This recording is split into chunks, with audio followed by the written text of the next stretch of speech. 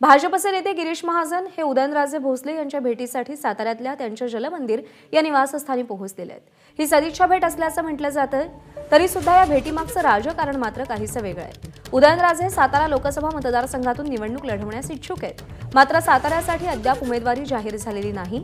त्यामुळे 3 दिवसांपूर्वी उदयनराजे यांनी भाजपला संकेत देऊन आपण निवडणुकीच्या रिंगणात आहोत असा संदेश दिला होता। उमेदवारी न मिळाल्यास त्यांनी शांत राहावं यासाठीचा वेगळा फॉर्म्युला देवेंद्र फडणवीस यांच्या सांगण्यावरून गिरीश महाजन या भेटीदरम्यान घेऊन आल्याचं समजतंय।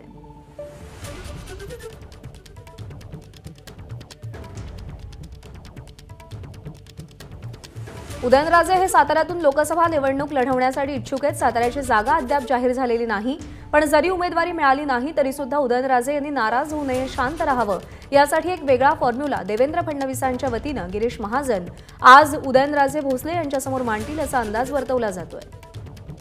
राहुल तपासे आपले प्रतिनिधी सध्या आपल्यासोबत आहेत। राहुल, उदयनराजेंच्या मनात नेमकं काय आहे आणि भाजप काय पावलं उचलतंय त्या पार्श्वभूमीवर?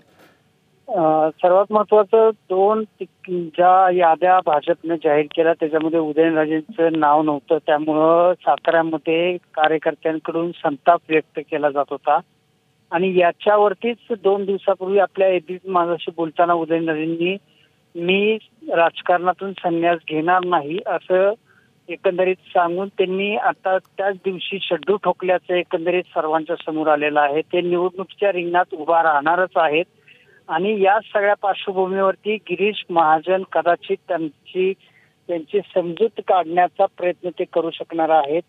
आता त्यांनी निवडणूक न लढवावी असा भाजपचा अजेंडा असल्याचं सूत्रांकडून माहिती दिली जाते। मात्र आता ही जी काही बैठक आहे ती गेल्या अर्ध्या तासापासून गोपनीय बैठक सुरू आहे। त्या ठिकाणी पत्रकारांना येण्यास मज्जाव करण्यात आलेला आहे। कमराबंद सुरू असलेल्या या चर्चेमध्ये कदाचित हा गिरीश महाजन हे भाजपच्या वतीनं एक नवा फॉर्म्युला उदयनराजेंच्या समोर ठेवतील आणि त्या फॉर्म्युल्यानुसार उदयनराजेंनी राहावं असं त्यांचं एकंदरीत म्हणणं असू शकेल। मात्र हा भाजपचा कोणताही नवीन फॉर्म्युला असला तरी ते स्वीकारतील असं एकंदरीत आता सध्याच्या परिस्थितीला तर दिसत नाही। यापूर्वीही उदयनराजेंची फसवणूक झाल्याचं भाजपकडून असं कार्यकर्त्यांकडून सांगितलं जात होतं, बोललं जात होतं। त्यामुळे आता कार्यकर्त्यांकडून एक वेगळा दबाव बरोबर आहे, कार्यकर्त्यांकडून एक वेगळा दबाव आहे। उदयनराजेंनी स्वतः आपली इच्छा बोलून दाखवली आहे। त्यामुळे या भेटी दरम्यान नेमका काय फॉर्म्युला समोर ठेवला जातो आणि उदयनराजे त्यावर काय प्रतिक्रिया देतात हे पाहणं महत्त्वाचं असेल। राहुल, अपडेट जाणून घेत राहू। सध्या धन्यवाद। एबीपी माझा, उघडा डोळे बघा नीट।